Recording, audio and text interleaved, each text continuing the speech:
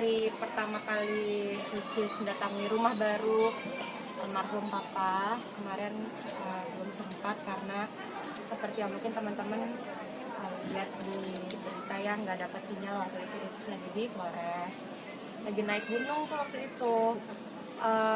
Dapat kabarnya jam 8 waktu NTT, berarti jam 7 Jakarta. Iya, malam, 7 malam. Tuh, dari itu tuh sudah selesai proses semua pemakaman. Iya, dan ternyata satu kota Flores, satu kota NTT, satu kota semuanya tuh timur tuh tahu semua, tapi mereka merahasiakan itu dari Ricis sampai akhirnya Ricis tahu sendiri dari grup WhatsApp gitu. Bahkan ternyata teman-teman satu mobil aja udah tahu dari awal, justru karena mereka merahasiakan semuanya. Karena takutnya kalau lagi pada turun gunung dikasih tahu kabar itu, takutnya turunnya malah jadi panik, malah jadi takut kenapa-napa. Jadi mereka merahasiakan karena akhirnya turun. Dan mau beli tiket malam kemarin nggak dapet karena dari Werbo ke Labuan Bajonya aja butuh waktu 5 jam sampai 6 jam. Sementara baru keluar jam 8 malam. Jadi baru dapat tiketnya pagi ini. Alhamdulillah lancar perjalanannya sampai ke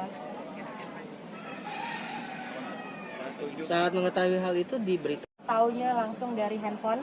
Setelah 2 jam pindah lokasi baru dapat sinyal. Karena emang orang-orang satu kota semuanya tahu.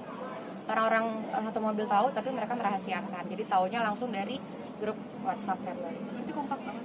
Kompak itu dia, masa sampai Ricis nanya, kok bisa sih dirahasiain, gimana caranya? Sampai orang-orang yang di sana tuh ngejemput dari bawah ke atas puncak Werbo itu cuman untuk mastiin, tolong ya kalau ketemu Ricis jangan kasih informasi apapun. Sampai bilang gitu, sampai aku baru ngerasa iya juga ya, tadi ada pendaki yang nanjak, senyumnya tuh kayak yang masih semangat banget gitu, ngasih senyum buat turunnya. Semangat ya turunnya, dikit lagi nih, dikit lagi. Kok nggak kayak biasanya orang-orang mendaki kayaknya nggak gini-gini amat. Nggak dikasih alasan kenapa sih? Enggak, dan aku juga nggak ngeh kan, kirain ya cuman papasan biasa aja, taunya ternyata di balik itu ada yang disembunyikan. Kalau boleh tahu itu di sana ada kerjaan atau mungkin apa? Di sana kebetulan dari waktu perjalanan Sumba ya, itu untuk mungkin menurut Ricis itu healing time kali ya, mau menenangkan diri, mau yang nggak ada alasan juga karena beberapa juga ada pekerjaan sedikit di sana, dan kita juga ada bakti sosial sama anak-anak di bagian timur. Kita ada bagi-bagi sembako, bagi-bagi buku untuk anak-anak kecil gitu sih, nggak ada urusan lainnya. Sebelumnya ada itu nggak sih, mungkin firasat untuk?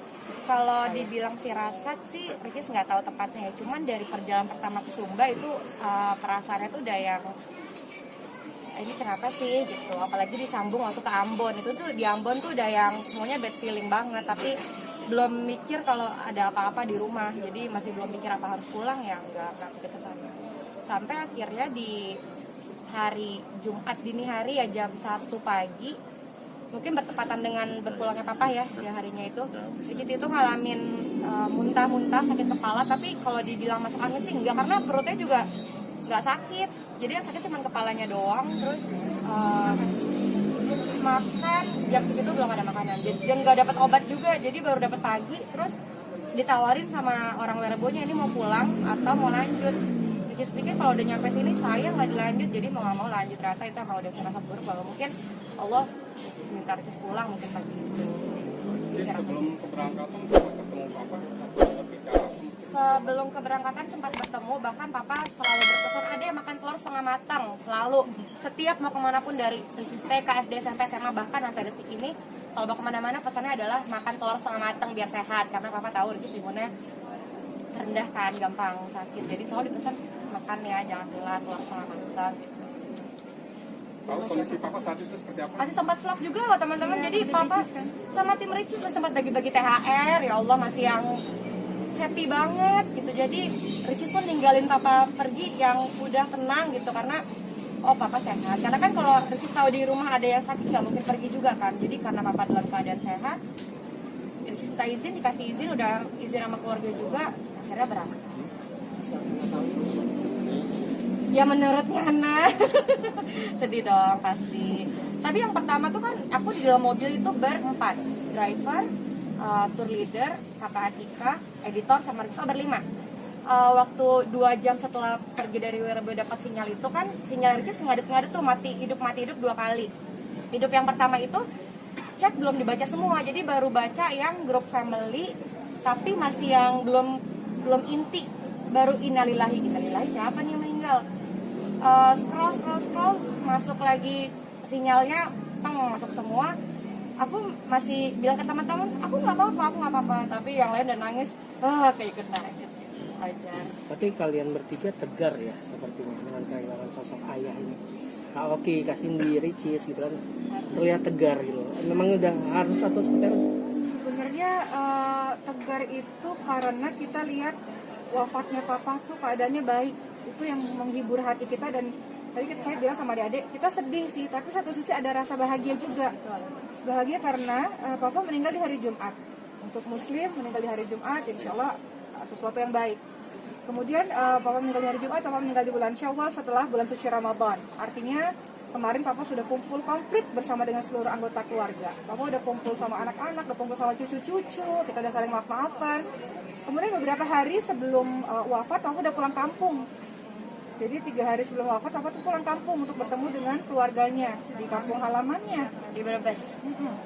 Kemudian yang keempat, Pun akhirnya setelah 7 tahun kita bisa menyelesaikan, alhamdulillah, berkat dosen-dosen, berkat bantuan Mbak Ovi juga ngajarin terus, Ricis juga jadi harus ingat-ingat pelajaran lagi gitu, dan banyak hal-hal baru yang akhirnya yang udah lama ketutup, akhirnya kita buka buku lagi, belajar lagi.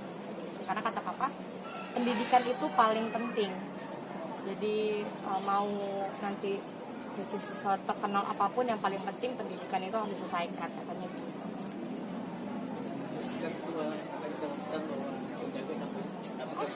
Bisa aja. Ya gitu deh katanya. Semoga mendapatkan yang terbaik, yang bisa jaga, Amin. Karena kan yang tadi Mbak Ovi bilang, yuk pulang yuk. Karena kan tadi kan kata papa kan sedih karena tidak ada yang bisa menjaga, karena kan ditinggalkan Ricisnya. Papa kerja, Mbak Ovi sudah berkeluarga, Mbak Cindy berkeluarga, jadi Ricisnya nggak ada yang jaga. Padahal Ricis juga ada mbak, ada ibu juga di rumah gitu, jadi takutnya nggak ada yang jaga. Jadi semoga dapat suami yang bisa menjaga ya. Amin. Mas bisa. Udah? Ya udah, oke. Ya. satu lagi nih, ada cerita nih. Bapak. Ya, abis ini Kenapa? Doain ya teman-teman ya. Amin. Gitu Mas bisa. Ini ada backsound nih, ada backsound. Bentar ya. Jadi sebelum papa wafat ini kan kita bikin film bertiga kemarin. Oh ya. Judulnya Sister Lila, itu menceritakan kisah keseharian kita. Betul-betul real, hampir real lah, beberapa 90% hampir real lah, walaupun ada beberapa fiksi. Jadi papa menonton film kami bertiga, dan papa itu nggak pernah nangis. Saya nggak pernah lihat papa nangis. Ria pernah nggak lihat papa nangis? Jarang-jarang. Saya nggak pernah lihat papa nangis, tapi ketika nonton film itu papa nangis. Jadi saya iseng bercanda, kan papa suka bercanda ya. Saya tanya, papa kenapa nangis? Papa bangga nggak punya anak kayak kita gitu. Terus papa bilang, bangga lah gitu. Jadi kalimat itu yang menghibur hati kita sih.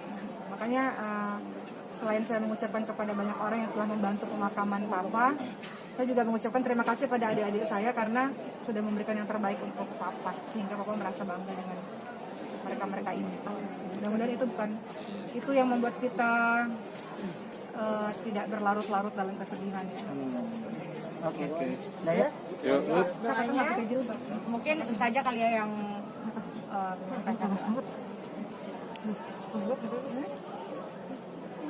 Ya, untuk teman-teman semua, terima kasih atas perhatiannya, atas doanya yang tidak bisa disebutkan satu persatu, banyak sekali yang datang mendoakan. Terima kasih untuk semuanya. Tolong doakan ayah kami, semoga Allah SWT mengampuni semua dosa-dosanya, diluaskan kuburnya, diterangkan kuburnya, ditempatkan di tempat yang terbaik, insya Allah. Amin amin ya rabbal alamin. Dan pesan kami untuk seluruh teman-teman yang masih punya orang tua, untuk senantiasa bakti sama orang tuanya. Orang tua punya batas usia. Ricis selalu mengajarkan kita sebenarnya. Ricis selalu bilang, kan Ricis paling ngasih papa tuh semuanya. Papa nggak pernah minta apa-apa, tapi selalu Ricis kasih hadiah.